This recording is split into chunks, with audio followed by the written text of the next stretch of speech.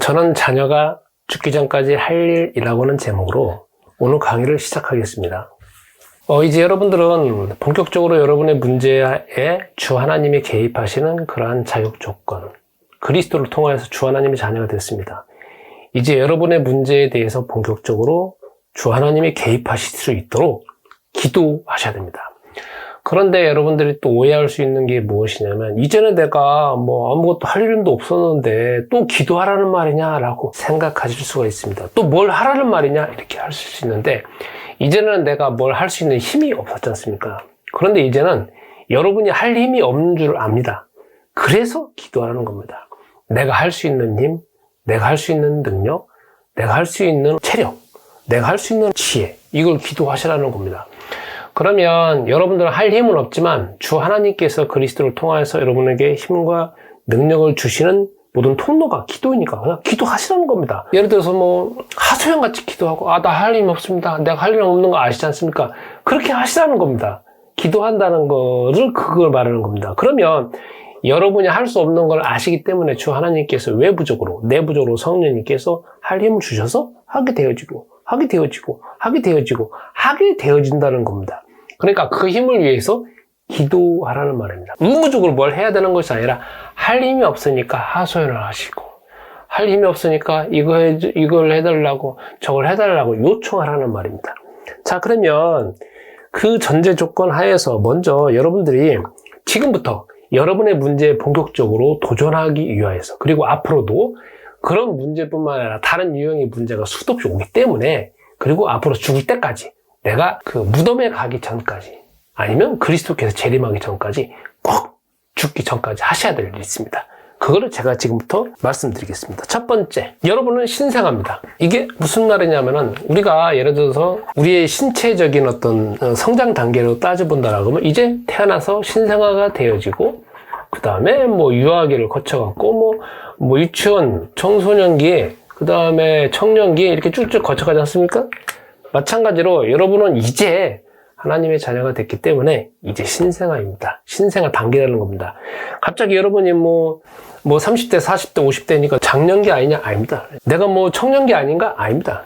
내 60대니까 내가 저기 밑에 있는 나이는 아닌가? 절대 아닙니다. 주 하나님과 여러분의 차원에서는 이제 태어난 신생아라는 겁니다. 그렇기 때문에 나의 현재의 위치를 아실 필요가 있습니다. 그래서 나의 위치는 2단계구나, 2단계구나 라고 하는 것 자체는 시간이 흘러가야 되고 내가 성장 속도에 따라서 이 단계를 넘어가는 것이지, 이 단계가 갑자기 이 단계로 점프되어지는 것도 절대 아니라는 겁니다. 내 현재 위치를 파악하는 것이 가장 지혜스러운 모습이기도 합니다. 그 다음에 두 번째, 나의 신앙 수준은 이전에 말한 것처럼 갑자기 성장하지가 않는다. 우리 인생에도 보면은 신생아에서 갑자기 유년부 아니면 청년 이렇게 성장하지 않듯이 나의 신앙적인 수준도 여기서 갑자기 점프가 되어지는 것도 아닙니다.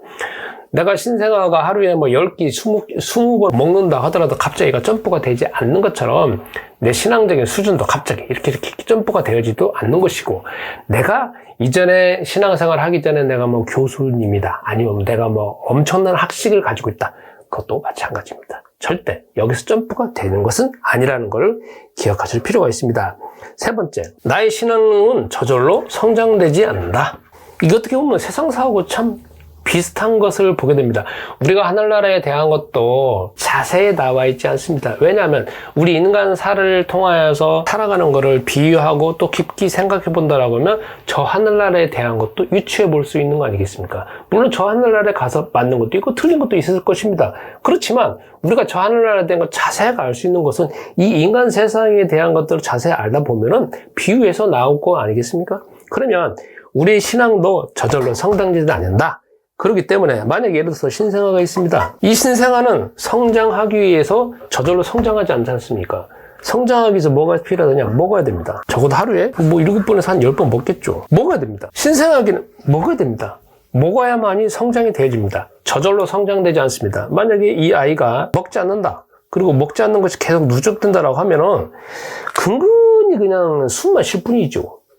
나머지 활동을 못 하지 않습니까? 뭐. 신생아가 활동하려면 먹고, 그 다음에 잠자고, 또 조금 뭐 이렇게 응용이 하면서 또 먹고 하는 거 아니겠습니까? 그런데 먹음으로 인해서 이 몸 속에서 계속적으로 영양분이 공급되어져 가지고 그냥 자꾸 장기가 이제 활성화가 되어지고 더 커지는 거 아니겠습니까? 우리 눈에 보이지는 않지만, 마찬가지로 우리는 영적으로 주 하나님과 관계에서 신생아이기 때문에 먹어야 됩니다. 내가 성인이니까, 내가 배운 것이 많으니까 절대 아닙니다. 똑같이 먹어야 됩니다. 하루에 적어도 3개에서 5개. 뭐 똑같이 하면 7개 이렇게 먹어야 됩니다. 이것도 먹어야 됩니다. 먹지 아니하면은 신앙적인 것도 결국은 성장하지 않고 계속 정체가 되어집니다. 예를 들어서 우리가 평상시 보면은 일주일에 한 번 겨우 1시간 우리가 교회당에 가지 않습니까? 우리가 이것을 이제 다른 식으로 표현해 본다라고 하면 일주일에 겨우 한 끼 먹는 겁니다. 한 끼. 한 끼 먹는 건 이런 경우겠죠. 갑자기 지진이 났다든지 아니면 뭐 건물이 붕괴되어지고 내가 꼼짝없이 갇혀가지고 일주일째 그냥 물도 안 먹고 가만히 숨만 쉬고 있다가 숨 쉬는 것도 버겁지 않습니까? 그러다 간신히 구조되고 한 끼 먹는 거랑 똑같습니다. 그러니까 이런 거를 만약에 일주일에 1시간 한 끼 먹는데 예를 들어서 이거를 만약에 10년, 20년, 30년 먹었다 합시다. 그러면 생명 유지가 아니라 생명 유지에 그냥 끊어지기 직전까지 지금 가고 있는 상황입니다. 그런데 우리는 마치 일주일에 한 번 1시간 뭐 이렇게 신앙생활하고 교회 가고 그 다음에 거기서 기도하는 것이니까 내가 모든 것이 끝났다.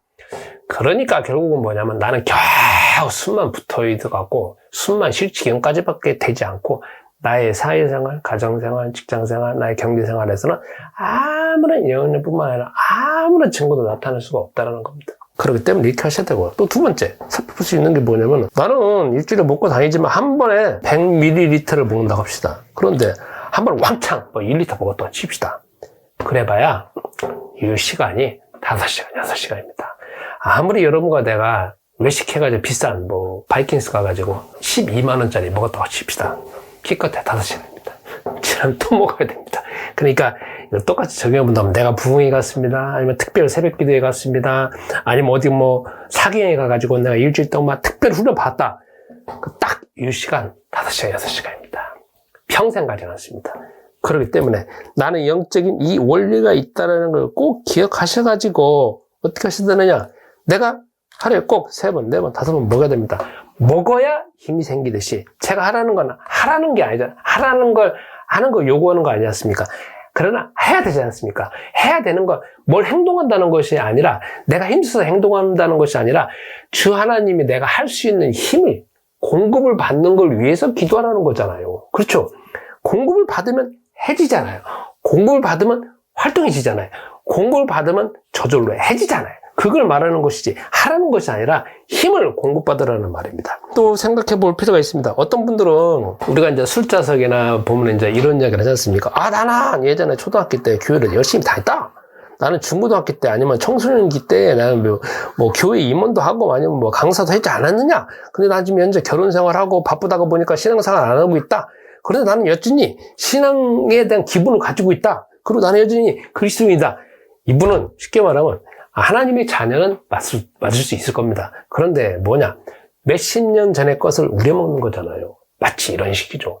숨이 깔딱 넘어가기 직전이라고 표현하면 됩니다. 그렇잖아요. 예전에 몇십 년 전에 밥을 한 끼 먹었는데, 그때 많이 먹었는데, 지금 몇십 년 동안 밥을 안 먹은 거잖아요.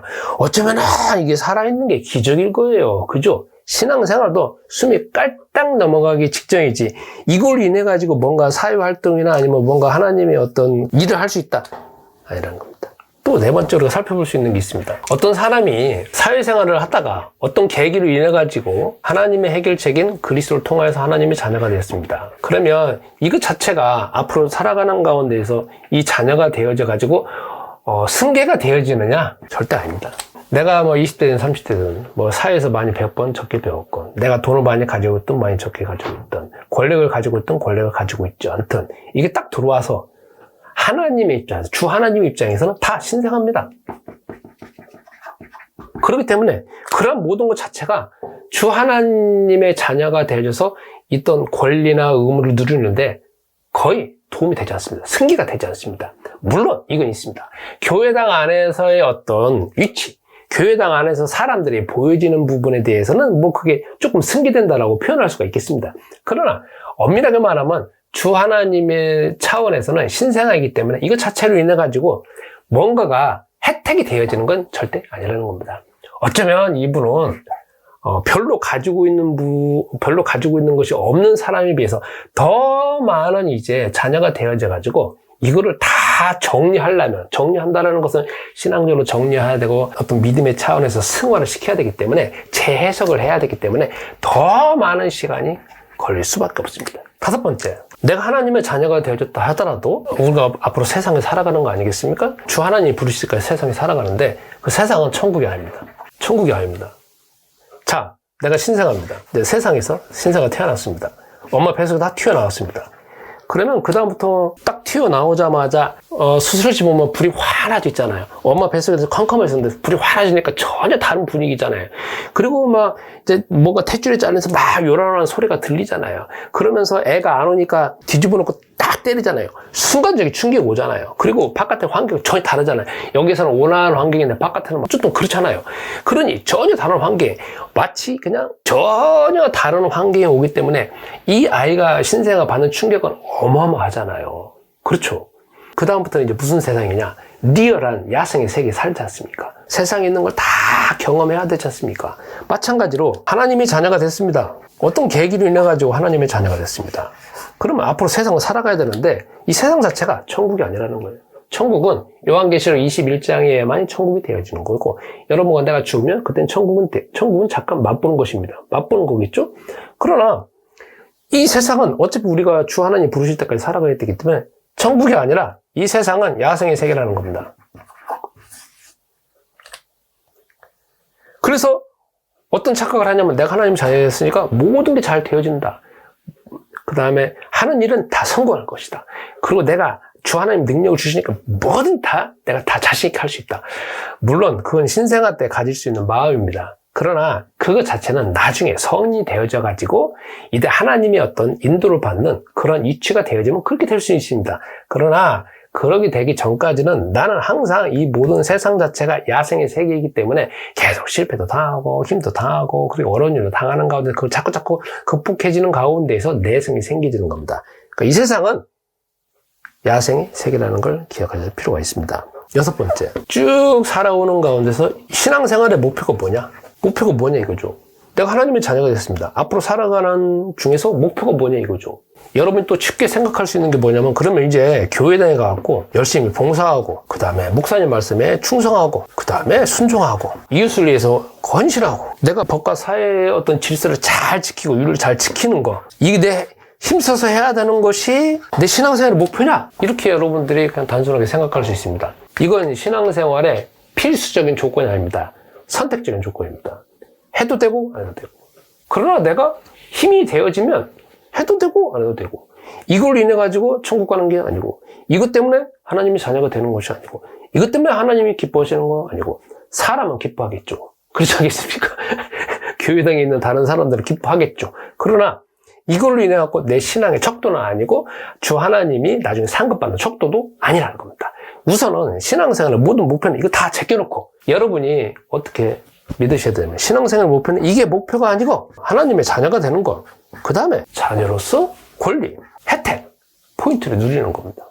누리는 겁니다. 하는 게 아닙니다. 힘써서 나 힘도 없는데 막 하려고 하는 게 아니라 누리는 겁니다. 뭘 하기 때문에 하나님이 상 주시고, 뭘 하기 때문에 자녀가 되어지고, 뭘 하기 때문에 주 하나님이 우리 가정에 복 주고, 아니라는 거죠. 이미 여러분들은 자녀이기 때문에 모든 복을 다 받을 수 있는 위치, 모든 복을 다 받을 수 있는 권리를 이미 가지고 있어요. 뭘 하기 때문에 주는 것이 아니라 이미 자녀이기 때문에 다 받았어요. 다 권리, 축복, 복 받을 수 있는 권리와 기반 자체, 그 자체가 이미 다 되어져 있다는 겁니다. 문제는 이것을 이제 어떻게 누리냐, 어떻게 경험하느냐가 우리 인생의 목표지. 그래서 여러분들이 지금부터 헷갈리지 않으셨으면 됩니다. 일곱 번째, 이 모든 것을 여러분들에게 제가 하라고 했지 않습니까? 하라고 했잖아요. 아무 힘도 없는데 하라는 것이 아니라 지금 하라는 거는 힘써 일해라, 힘써 봉사해라, 힘써 충성해라, 힘써 봉사해라, 그 말이 아니잖아요. 여러분이 힘을 공급받아야 이것도 할 힘이 생기고 이것도 선택 사항이라고 했지 않습니까? 그렇기 때문에 내가 힘을 공급받기 위해서는 먹듯이 힘을 공급받기 위해서 기도하라는 거지. 주 하나님, 나에게 지혜를 주세요. 나에게 지식을 주세요. 나에게 능력을 주세요. 내가 이 문제에 걸려있는데 이 문제를 돌파할 수 있는 힘을 오늘 조금 주세요. 뭐 해주세요? 그래서 내 속에서 나는 전혀 그런 힘이 없는 거, 그런 마음이 없는데 나의 속에서 가장 밑바탕에서 가장 근원적으로 할 수 있는 힘, 할 수 있는 능력, 할 수 있는 체력, 할 수 있는 어떤 당위성, 그리고 할 수 있도록 하는 그 필요성이 내 속에서 생겨나지면 움직이잖아요. 그 속에서 근원적으로 힘을 공급받기 위해서 기도하라는 거지, 뭘 하라고 기도하는 거 아니지 않습니까? 그래서 여러분들이 앞으로 문제가 언젠가는 분명히 해결될 겁니다. 당장 해결될 수도 있고, 조금 시간이 걸려서 해결될 수도 있고, 죽을 때까지 해결 안 되는 경우도 있을 것입니다. 그렇지만 문제가 해결 안 된다 하더라도 해결된다는 건 결론적인 이야기잖아요. 해결되는 과정으로 갈 것이고, 어느 정도 해결되어지는가 하는 거는 각자 시간표에 따라 다르겠지만, 우리가 이 부분에 평생 가지고 가야 된다는 겁니다. 평생. 여기서 마지막 한 가지 하나 빠졌습니다. 갑자기 빠진 게 하나 있네요. 8번째. 멘토가 필요합니다. 자, 신앙생활은 저절로 성장하지 않고 신생하잖아요. 그리고 이 세상은 야성의 세계잖아요. 그렇기 때문에 멘토가 필요합니다. 여러분을 키워줄 수 있는. 그래서 건전한 교회 가시고, 그 다음에 여러분 주변에 신앙적으로 여러분들 잘 이끌 수 있는 사람을 꼭 찾으세요. 없으면 기도하세요. 그러면 주 하나님이 그리스도께서 생각나게 할 겁니다. 그래서 생각나게 하시면 그 사람들 가세요. 나의 신앙적으로 자꾸 대화해보고 이렇습니다. 자꾸 대화하고 실패도 이야기해보고 하는 가운데 내가 신앙이 성장되어지는 것이지, 유튜브를 통해서 성장되겠다 아니라는 것. 내가 1인 교회니까 성장되어지다 아니라는 겁니다. 나는 그냥 저절로 잘 배우는 사람이니까 성장할 수 있다. 나는 옛날에 신앙생활 하는 사람이니까 잘 되겠다. 아닙니다. 꼭 멘토가 있어야 됩니다. 그래서 이 원리를 평생 여러분들이 붙잡고 가신다라고 하면 평생 주 하나님이 응답의 길로, 그 응답의 과정의 길로 가실 것이고, 이것이 어느 정도 어떻게 쌓여가지고 어떤 결과가 내어지는 것은 다 사람마다 다를 것입니다. 이상입니다.